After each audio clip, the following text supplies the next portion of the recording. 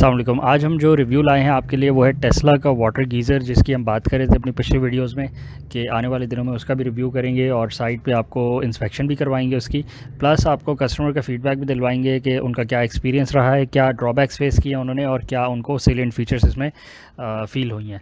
तो आसिम साहब है हमारे बहुत पुराने कस्टमर है अल्हम्दुलिल्लाह, और इन्होंने 2 टेस्ला के वाटर हीटर्स लगवाए हैं अपनी साइट पे, और ग्राउंड फ्लोर का सेपरेट सिस्टम है और फर्स्ट फ्लोर का सेपरेट सिस्टम है, क्योंकि रिक्वायरमेंट ज़्यादा थी यहाँ पे।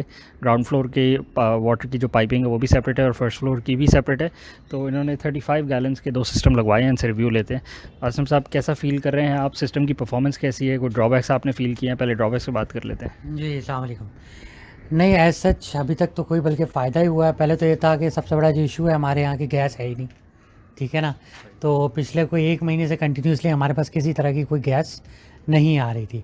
अब होता क्या था, जब गैस आती थी तो फिर बंदे को आपको पुराने जो गीज़र हैं उनको चलाना पड़ता था, वो जो उसको ऑन करते थे, वो भी कोई गारंटी नहीं थी कि वो चलता रहे। हो सकता है गर्म करने से पहले ही वो बंद भी हो जाता था बहरहाल। तो इसीलिए फिर आपसे कंसल्ट किया गया कि भाई इसका क्या सॉल्यूशन है। तो फिर आप लोगों ने बताया कि ये भी एक ऑप्शन है। तो अभी तक तो ये है कि जिस दिन से लगा है अल्हम्दुलिल्लाह एक भी दफ़ा ऐसा नहीं हुआ कि गर्म पानी की ज़रूरत हो और गर्म पानी ना हो। ठीक है, तो ठीक है। इसमें अच्छा, इसमें बताते चलें, इसमें डुअल फीचर्स हैं कि इसमें 2 सोर्सेज़ के थ्रू आप हीट कर सकते हैं वाटर को, क्योंकि गैस अभी भी अवेलेबल है, कभी कभी आती है कभी नहीं आती। और सर्दियों में लोड शेडिंग हो रही है गैस की, बट गर्मियों में उम्मीद है कि नहीं होगी। लेट्स तो सी। ये ऑप्शन इसमें मौजूद है कि इसमें 2 बर्नर्स मौजूद हैं, एक है गैस का बर्नर प्लस एक इलेक्ट्रिक हीटिंग एलिमेंट इसमें मौजूद है। तो अगर आप चाहें तो आप सेटिंग कर सकते हैं कि आप इसको गैस पे चलाना चाह रहे हैं सोलली, या आप इसको सोलली इलेक्ट्रिक पे चलाना चाह रहे हैं, या फिर आप इसको ऑटोमेटिक मोड पे कन्वर्ट कर दें कि जिसमें पहली प्रायोरिटी पे गैस आ जाएगी और सेकंड प्रायोरिटी पे आपका इलेक्ट्रिक बर्नर आ जाएगा। तो उसमें ये है कि गैस क्योंकि सस्ती है पाकिस्तान में, तो पहले आपकी सेविंग मोड में ऑन हो जाएगा अगर गैस अवेलेबल होगी, और अगर गैस अवेलेबल नहीं होगी तो फिर ये इलेक्ट्रिक मोड में ऑन हो जाएगा। प्लस इसमें साथ साथ आपको बताते चलें, इसमें जो टच स्क्रीन मॉड्यूल है ये उसके बगैर ऑन नहीं होता, वही इसका कंट्रोलर मॉड्यूल है। तो वही सारे के सारे जो आपका वाटर गीज़र है उसको कंट्रोल कर रहा होता है, उसके सारे सेंसर्स को और उसके सारे एक्चुएटर्स को। यही टच स्क्रीन मॉड्यूल है जिसकी फंक्शनिंग के बगैर आप इस वाटर हीटर को ऑन नहीं कर सकते, तो इसका मौजूद होना ज़रूरी है। प्लस अब क्योंकि ये एक रिमोट डिवाइस है, ये वायरलेस, आप इसको ईथरनेट की केबल आप इसको जितना लंबा करना चाहें कर सकते हैं। तो क्योंकि इसकी फंक्शनिंग के बगैर आप इसको ऑन नहीं कर सकते, तो इसके साथ एक बैटरी मॉड्यूल लगा हुआ है जो इसको 4 घंटे की बैकअप देता है कि in case of load shedding, अगर आपके पास लोड शेडिंग हो गई है, अब इलेक्ट्रिसिटी मौजूद नहीं है बट गैस अवेलेबिलिटी है, तो आपका वाटर गीज़र ऑफ नहीं होना चाहिए। तो जो मॉड्यूल है इसको 4 घंटे की बैटरी बैकअप का एक रिमोट वो लगी हुई है, बैटरी बैकअप का सिस्टम लगा हुआ है जिससे 4 घंटे तक चल सकता है। 4 घंटे के अंदर लाइट आपकी वापस नहीं आती, तो फिर अगले दिन आपका जो सोलर सिस्टम मौजूद होगा आपके रूफटॉप पे, वो आपको असिस्ट करेगा सिस्टम को पावर अप करने में। अच्छा, आप ये बताएं कि सिस्टम को लगवाने में आपको कितना मसला फेस करना पड़ा और कितना मुश्किल हुआ इसको इंटीग्रेट करना पुरानी वाटर पाइपिंग के साथ? नहीं, एज़ सच तो कोई मसला नहीं है, सिर्फ ये है कि थोड़ी-सी पाइपें मुझे एक्सटेंड करनी पड़ी, क्योंकि जहाँ पे पुराना लगा हुआ था, वहाँ पे हम इसको नहीं लगा सकते थे, वहाँ पे इतनी जगह नहीं थी। तो हमने सिर्फ पाइपें एक्सटेंड की हैं, इसके अलावा तो क्योंकि ऑलरेडी मेरे ऊपर की वायरिंग सेपरेट, सॉरी वायरिंग कह रहा हूँ, पाइपिंग सेपरेट थी, नीचे की पाइपिंग सेपरेट थी। सिंपल सिर्फ ये है कि मुझे अपनी थोड़ी-सी वायर खींचनी पड़ी है जो इलेक्ट्रिक की थी, दैट्स अबाउट इट। सही, हाँ। ठीक है। अच्छा, दूसरा ये बताएं कि आपने एक छोटा दूसरा गीज़र भी लगवाया था, इलेक्ट्रिक वाटर गीज़र, जो कि सोली इलेक्ट्रिक वाटर गीज़र हैं, बट वो छोटे होते हैं, उनका स्टोरेज कंटेनर भी छोटा होता है। उसको अगर कंपेयर करें हम इसके टेस्ला के वाटर हीटर के साथ, तो आपको किस में ज़्यादा बेहतर फ़ील हुई है और किसकी परफॉर्मेंस आपको ज़्यादा बेहतर फ़ील हो रही है? देखें, वो था मेरे ऑफिस में लगा हुआ, ऐसा बैकअप पीछे नज़र भी आ रहा होगा वो, ठीक है ना? वो लेकिन वो जितनी दफ़ा मुझे ज़रूरत पड़ी तो उसने कुछ किया ही नहीं, मतलब वो 2 घंटे तक वो ऑन रहा। मैंने उसको प्रॉपर, जैसे वो कहते थे कि जी आप इसको 20 मिनट पहले ऑन करें तो आपको गर्म पानी मिल जाएगा, 3 या 4 दफ़ा मेरे साथ ऐसा हुआ है कि मैंने बोला मैं शावर ऑफिस में ले लेता हूँ, बट प्रॉब्लम वही हुई कि वो गर्म पानी आया ही नहीं। वो उसकी कोई ना कोई पाइप चोक होती रहती है, पता नहीं एयर आ जाती है, क्या मसला है, मतलब I was totally, I think 20,000 रुपये मैंने ज़ाया किए अपने। ठीक हो। अच्छा, दूसरा आपने अभी हो सकता है साउंड सुनी हो, क्योंकि ये ऑटोमेटिक एक्चुएशन से चल रहे हैं, स्मार्ट गीज़र्स हैं, तो इसमें जो गैस का बर्नर है वो ऑटोमेटिकली लाइट अप हो जाता है। कि अगर फ़र्ज़ करें कि अभी आधा घंटा पहले गैस की अगर लोड शेडिंग हो रही थी और प्रेशर नहीं था सफिशेंट, तो गैस का बर्नर तो ऑफ हो गया होगा, तो फिर ये इलेक्ट्रिक हीटिंग एलिमेंट पे ऑन हो जाता है। बट अगर आधे घंटे बाद गैस मौजूद दोबारा आ जाती है, प्रेशर दोबारा से रीस्टैब्लिश हो जाता है, तो फिर इसका ऑटोमेटिक बर्नर है वो ऑन कर देता है गैस को। जो नॉर्मल आपके घर के गीज़र्स हैं उसमें जो आपका बर्नर होता है वो ऑटोमेटिकली ऑन नहीं होता, तो वो न्यूसेंस बन जाती है कि जाके फिर उसको मैनुअली लाइट अप करना पड़ता है, तो वो it becomes a hassle. Over here you don't need to do any such thing. Plus अगर हम आपको इसके टच स्क्रीन के मॉड्यूल की भी दिखाते हैं, इन स्क्रीन इन डेप्थ वीडियो दिखाते हैं कि उसमें क्या क्या फ़ीचर्स मौजूद हैं और आप क्या क्या चीज़ें कंट्रोल कर सकते हैं, क्या क्या टाइमर्स आप लगा सकते हैं। तो आपने अभी क्या क्या फ़ीचर्स इसकी यूज़ करी हैं? अभी मैंने सिर्फ इसको ऑटो पे रखा हुआ है, और जो बेस्ट बात ये है कि मतलब मुझे डिजिटली इसको मैंने अपने मेरे फ़ोन पे जो टेस्ला की ऐप है उसमें इसके सारे फीचर और सब कुछ वो आ रहे हैं।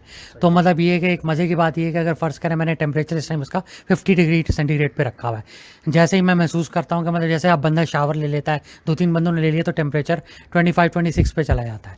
तो ये है कि एकदम से अगर फ़र्ज़ करें किसी और ने नहाना है, बच्चे ने नहाना है या कुछ है, तो आप उसमें एक बूस्ट का ऑप्शन है, आप वो दबा दें तो वो इलेक्ट्रिक प्लस क्या कहते हैं गैस से लेके और फ़ौरन विद इन इंस्टेंटली 10 मिनट के अंदर पानी को दोबारा 50 डिग्री पे पहुंचा देता है, या जो भी आपने उसको सेट किया हुआ है। तो ये मतलब बहुत अच्छी बात है कि अक्सर ये होता है कि जैसे मैं घर पे नहीं होता तो मतलब कि अगर वालदा ने पता है कि नमाज का टाइम है कुछ ऐसे, अगर मैं देखता हूँ टेम्परेचर ड्रॉप हुआ हुआ है तो मैं उसको एक पीछे से बूस्ट मार देता हूँ, तो ऑटोमेटिकली 10 मिनट के अंदर वो अपने टेम्परेचर पे वापस आ जाता है। ठीक है, बेस्ट। अच्छा, मैं देख रहा हूँ कि आपने एक सेपरेट इंक्लोजर सा बनाया है इसको प्रोटेक्ट करने के लिए, तो क्या सोचा था आपने और क्या वजह है इसकी बनाने की? और इसको आप रीइंफोर्स भी मेरा ख्याल है अभी आने वाले दिनों में करवाएंगे, क्योंकि अभी आधा काम हुआ है, आधा काम रहता है। हाँ बिल्कुल, अभी तो ये है कि सिर्फ उसको शेड देने के लिए किया था। नॉर्मल हमारा इशू सिर्फ बारिश का है, थोड़ा सा ये है कि बारिश से प्रोटेक्शन के लिए थोड़ा सा मतलब, वैसे तो कहते हैं कि इट्स अ बिट मतलब कहते हैं वो कि थोड़ा सा शेड होना चाहिए ताकि डायरेक्ट ना आए, वैसे तो ऐसा कोई मसला नहीं है इसमें। ठीक हो गया।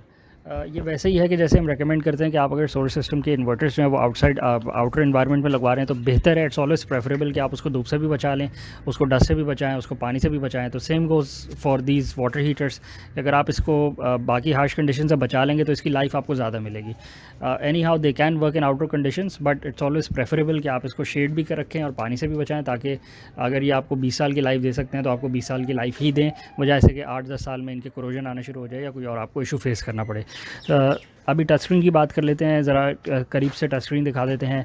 मैग्नेटिक मॉड्यूल है, you can pick it out, और आप इसको डबल टेप से भी चिपका सकते हैं। ये मेटालिक बॉडी है, इस पर पाउडर कोटिंग हुई हुई है पेंट की।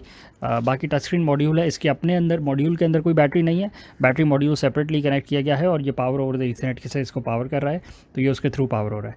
प्लस आप देख सकते हैं कि इसमें ये बूस्ट का ऑप्शन है, जो रॉकेट बना हुआ है। अगर आपको इंस्टेंट पावर चाहिए, इंस्टेंट वाटर हीटिंग चाहिए, तो ये दोनों सोर्सेज़ को मर्ज करके, अगर दोनों अवेलेबल हैं तो ये उसको दोनों सोर्सेज़ को मर्ज करके आपको वाटर को हीट कर देगा। अभी आप देख सकते हैं कि ये क्योंकि गैस अवेलेबल है तो गैस को यूज़ कर रहा है, जो इलेक्ट्रिक ऑप्शन है मॉड्यूल उसके साथ वो लाइट ऑफ है, वो इंडिकेटर अभी ऑफ है, वो यूज़ करने की इसको ज़रूरत नहीं पड़ी। यहाँ पे आप देख सकते हैं कि वाईफाई कनेक्टिविटी भी मौजूद है, क्योंकि वाईफाई के सिग्नल्स भी फुल आ रहे हैं। और अगर इसको मोबाइल ऐप भी हम जब आपको दिखाएंगे कि मोबाइल ऐप में क्या क्या फ़ीचर्स मौजूद हैं और क्या क्या फंक्शनैलिटी है, तो वो भी आपको दिखेगी कि वो कनेक्टिविटी मौजूद है। ये आप देख सकते हैं, इसकी हम सेटिंग्स में जा सकते हैं। उससे पहले आपको दिखाते चलें कि 52 डिग्रीज सेल्सियस का टेम्परेचर है। जो पानी अंदर मौजूद है, जो वाटर हीटर के अंदर पानी मौजूद है, वो 52 डिग्री सेल्सियस पे अभी मौजूद है, उसका टेम्परेचर ये है। इसका सेट पॉइंट भी अंदर जाके देख लेते हैं कि कितने टेम्परेचर पे सेट किया हुआ है हमने। और अगर हम थर्मामीटर में जाते हैं तो 50 डिग्री सेल्सियस पे सेट पॉइंट है इसका, कि 50 डिग्री सेल्सियस पे जब भी पानी का टेम्परेचर रीच हो जाएगा तो बर्नर, इलेक्ट्रिक हीटिंग एलिमेंट, दोनों चीज़ों को ऑफ हो जाना चाहिए। इसको हम बढ़ा सकते हैं, इसको हम 65-70 डिग्री तक भी लेके जा सकते हैं, लेकिन क्योंकि क्लाइंट की अपनी एक प्रेफरेंस है कि वो 50 डिग्रीज पर कंफर्टेबल फील करते हैं, पानी उनका सफिशेंटली हीट हो जाता है। ये आपकी मोड है, अगर ऑटोमेटिक मोड पे रहेंगे तो आप burner plus electric mode, automatic merging होगी। अगर गैस अवेलेबल होगी तो पहले गैस पे बर्नर रन करेगा, अगर वो अवेलेबल नहीं होगी तो फिर आप हीटिंग एलिमेंट पे चले जाएंगे और इलेक्ट्रिक एलिमेंट इसको हीटअप करना शुरू कर देगा। प्लस इसमें एक सोलर का ऑप्शन भी मौजूद है, जिसको हम एक्सप्लेन कर देते हैं थोड़ा सा डिटेल में, बट थोड़ी सी देर बाद करते हैं क्योंकि वो थोड़ा सा एक्सप्लेनेशन की रिक्वायरमेंट है उसको। हम बैक आते हैं तो बाकी आप सेटिंग्स भी देख सकते हैं, हम इसमें टाइमर भी लगा सकते हैं, ये हम टाइम सेट कर सकते हैं, इसका क्लॉक टाइम है। ये वाईफाई की कनेक्टिविटी के लिए है, हम स्टॉप टाइमर भी लगा सकते हैं। QR कोड है इसमें, हम ये भी देख सकते हैं कि इसने इलेक्ट्रिक से 6.43 किलोवाट्स अभी तक कंज्यूम करे हैं और गैस में इतने क्यूबिक मीटर की इसने गैस यूज़ करी है।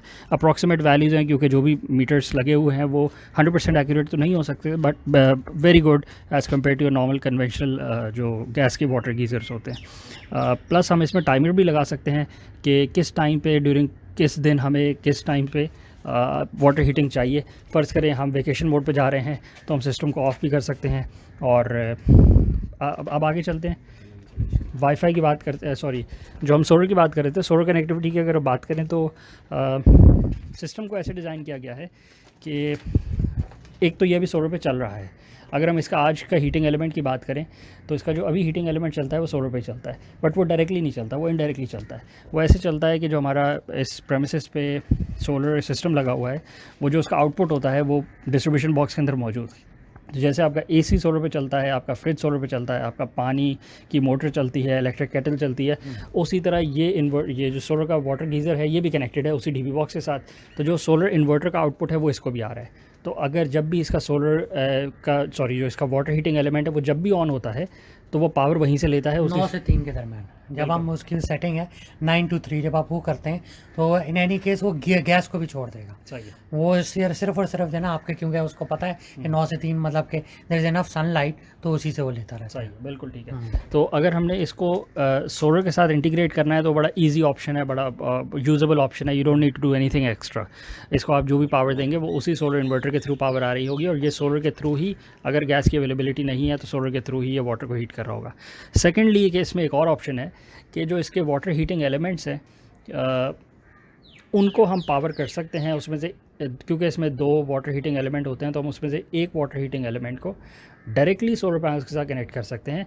इन केस कि आपके यहाँ लेट से सोलर सिस्टम नहीं लगा हुआ, पहले से नहीं लगा हुआ, सोलर इन्वर्टर मौजूद नहीं है और आप चाहते हैं ये रिमोट साइट पे अप्लाई करना है, तो वहाँ पे हम 4 पैनल्स इसके ऊपर लगा के वोल्टेज कन्फिग्रेशन को मैच करके, ताकि हीटिंग एलिमेंट डायरेक्टली जब भी अबंडेंट सनलाइट अवेलेबल हो तो सोलर पैनल्स डायरेक्टली इसके साथ कनेक्ट हो जाएंगे। उसके बीच में कोई इन्वर्टर मौजूद नहीं होगा, कोई पावर मॉड्यूलेटिंग डिवाइस मौजूद नहीं होगी, बट नॉनदलेस एक हीटिंग एलिमेंट आपका डायरेक्ट सोलर पर चल सकता है।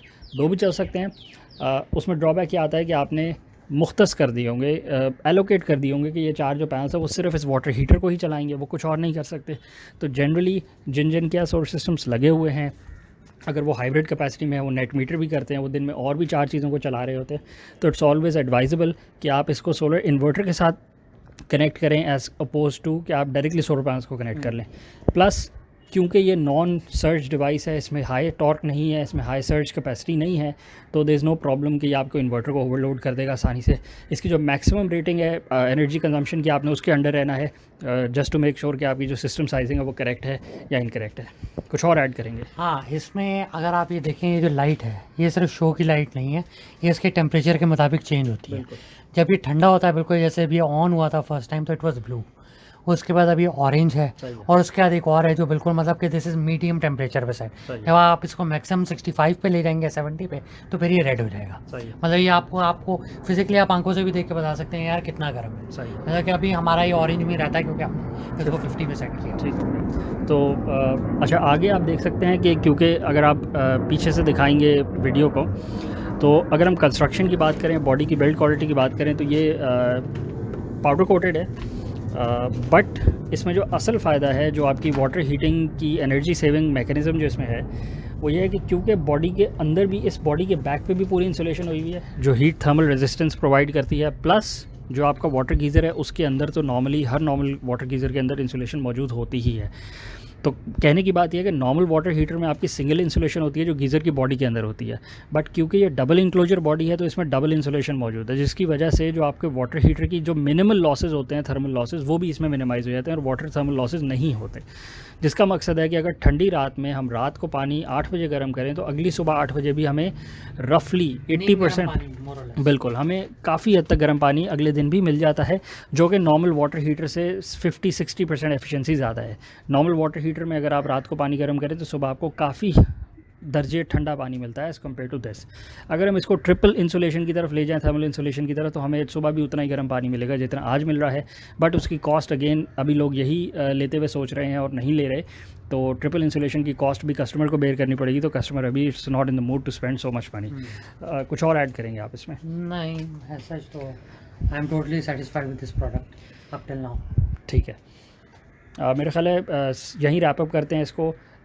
सिस्टम की इंटीग्रेशन एग्जिस्टिंग वाटर प्लम्बिंग के साथ भी हमने डिस्कस कर ली, वो भी इजी टू डू है, कोई एक्स्ट्रा आपको काम करवाने की ज़रूरत नहीं है, और गैस की प्रॉब्लम को भी आप ओवरकम कर सकते हैं। गैस की एक डिमिनिशिंग सप्लाई है पाकिस्तान में और एनीवेयर इन द वर्ल्ड, क्योंकि डिमिनिशिंग सप्लाई तो so you have to overcome your problems, और आपको मेक श्योर करना है कि आपकी वाटर हीटिंग की जो आपकी हॉट वाटर की सप्लाई है वो चलती रहे, आपको अबंडेंटली मिलता रहे। चूल्हे पे पानी गर्म करना इज़ नॉट एन ऑप्शन, लकड़ी से चलने वाला water geyser is not an option, gas की सप्लाई लाइन पे पंप लगा के हीटर को गीज़र को चला लेना इज़ नॉट एन ऑप्शन, क्योंकि अगर लाइन में गैस होगी ही नहीं तो फिर आप कहाँ से पंप करेंगे, and again it's not advisable, it's not allowed. तो आज की वीडियो के साथ यही था, आपको गैस के वाटर हीटर्स का ही दिखाना था। आने वाली वीडियोज़ में किसी और अच्छी प्रोडक्ट के साथ इंशाल्लाह हाजिर होंगे। इंशाल्लाह एक और प्रोडक्ट है मेरे माइंड में, एक इलेक्ट्रिक हम वो ले रहे हैं, हॉब ले रहे हैं, जैसे ही वो लेंगे तो इंशाल्लाह आपको बुलाएंगे उसके लिए, ठीक है ना। बहुत शुक्रिया, थैंक यू।